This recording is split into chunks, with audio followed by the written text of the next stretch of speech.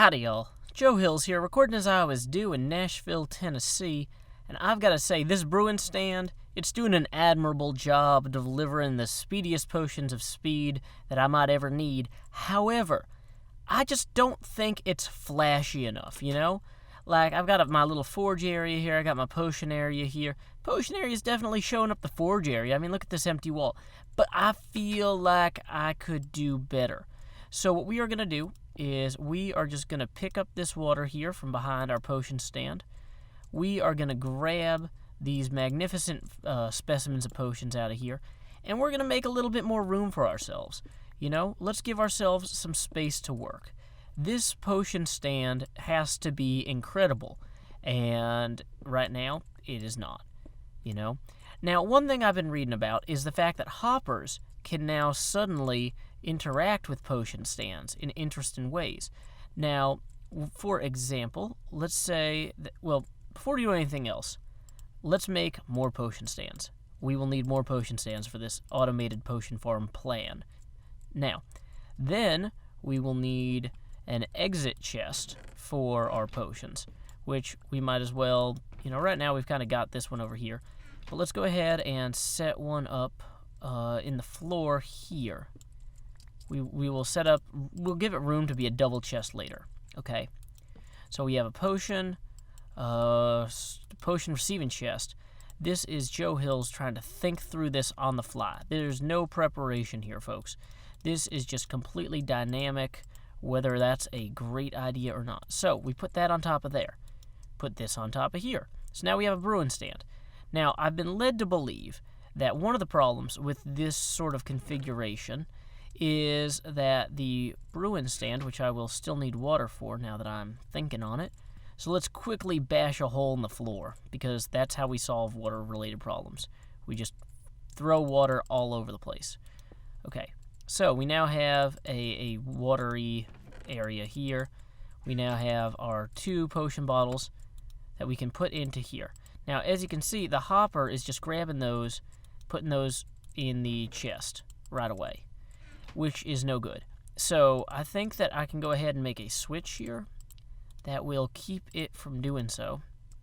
So if I give a redstone current to the hopper, we'll move that somewhere later that's better.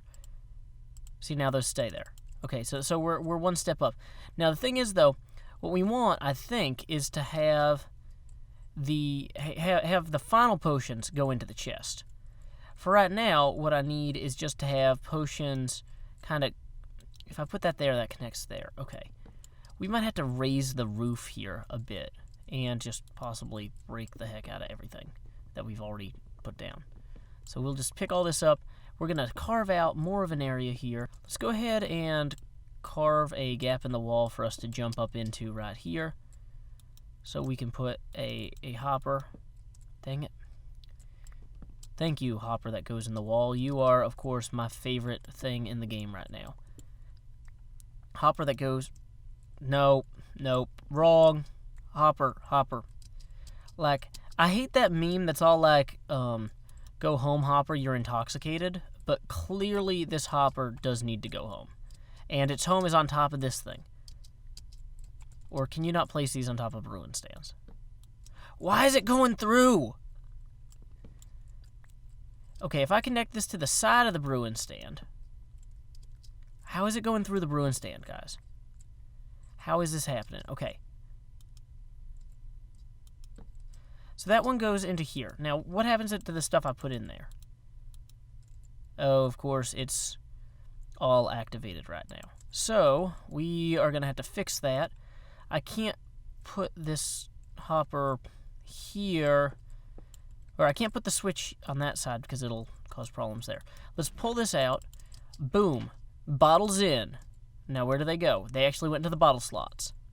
The slottles? Yeah, I like that. So then, what we're going to do is we're going to grab these, put these here like so, and throw... You know what? How many of these chests are actually pretty empty? Yeah, we're just gonna steal from the forge to pay for the bottle. That sounds like we have a drinking problem already. So there, I got it that time. Excellent. Okay, so if I put another potion stand up there where I made mundane potions, I'm going to need a lot more potion bottles, I'm realizing, for one thing. So quickly, to the glassery. We might need to build this three-dimensionally so it actually, like, wraps around itself more. So, for example, that would give me easier redstone control anyway. If I were to, for example, put the master one, the chest full of water bottles, back here a mite. So let's grab that and put that into here from this backside. Okay. Grab the hopper, which of course we can't. Break a hole for the chest, because that would look good on paper anyway. Okay, so chest will go here. Glass we'll have to pick up from the other side. Hopper we will now deploy directly into here. Directly into here.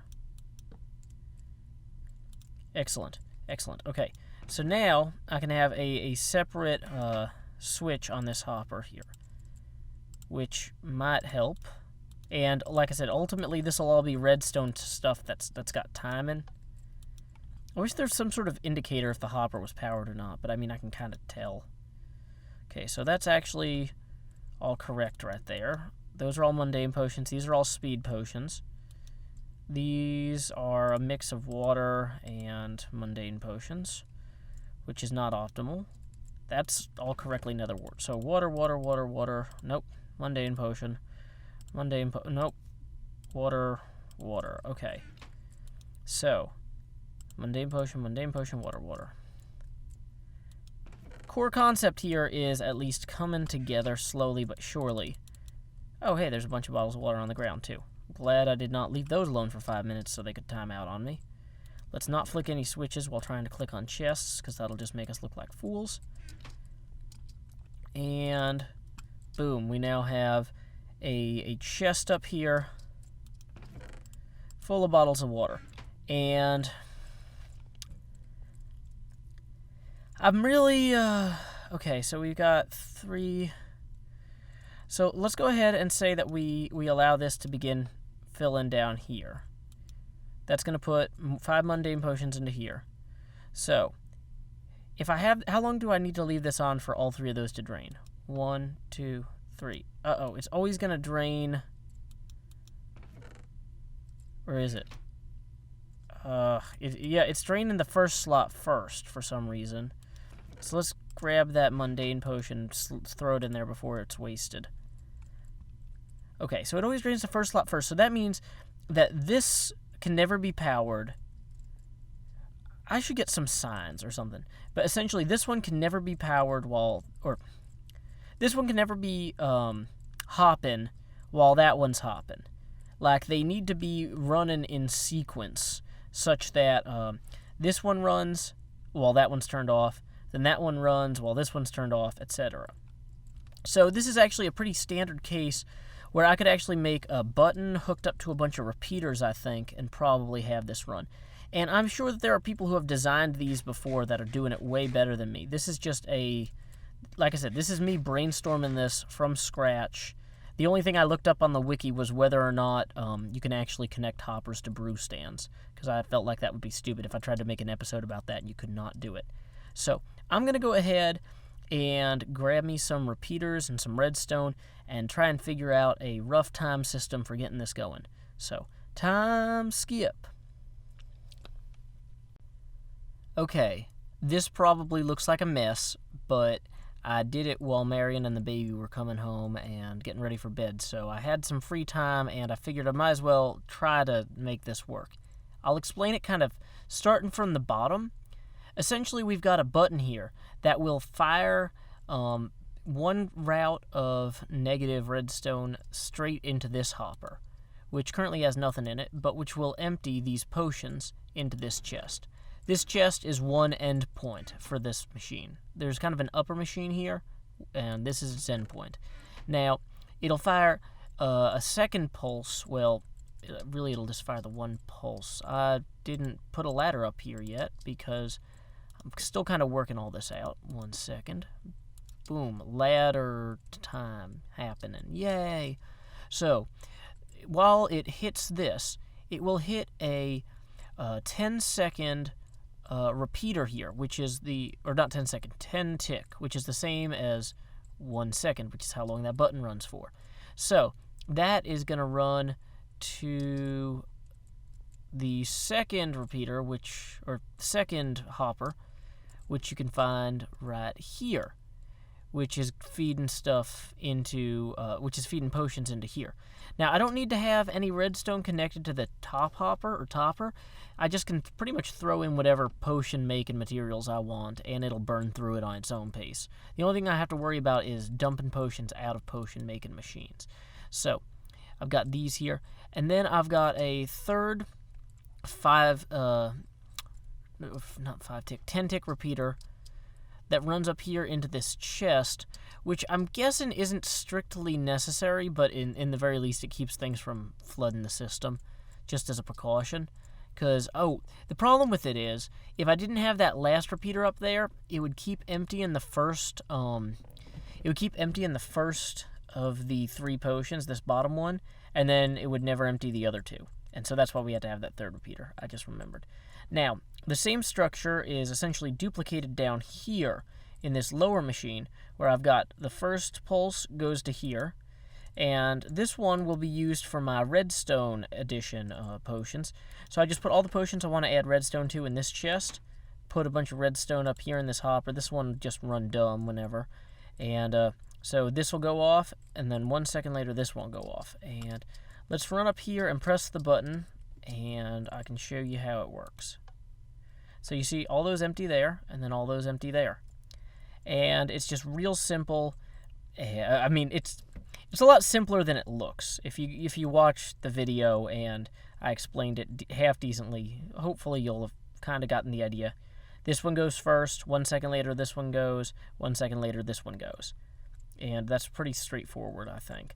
Now, this button here is just temporary. Ultimately, I hope to replace this with a timer that runs every 20 to 25 seconds. Now, 20 seconds is how long it takes a brewing stand to actually brew.